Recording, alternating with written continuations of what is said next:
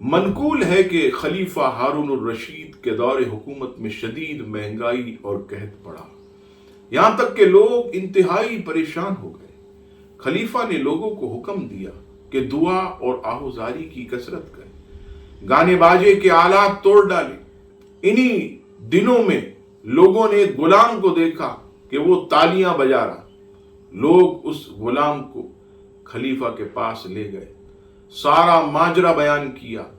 جب خلیفہ نے اس سے اس فعل کی وجہ پوچھی تو غلام نے جواب دیا، میرے آقا کے پاس گندم کے ڈھیر موجود ہیں اور مجھے اس پر بھروسہ ہے کہ وہ مجھے اس میں سے کھلائے گا، اس لیے مجھے مہنگائی اور قحط کی کوئی فکر نہیں اور میں ناچ کر خوشی کا اظہار کر رہا ہوں۔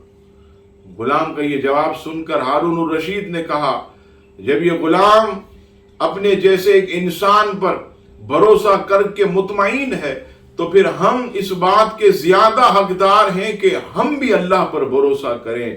اس سے بڑھ کر آقا تو ہمارا آقا رب کریم ہے، اس سے بڑھ کر تو ہمارا رب ذوالجلال ہے، تو ہم پر تو زیادہ حق ہے کہ ہم اللہ ہی پر بھروسہ کریں۔ چنانچہ اس نے لوگوں کو ان کے حال پر چھوڑ دیا اور انہیں اللہ پر بھروسہ کرنے کا حکم دیا۔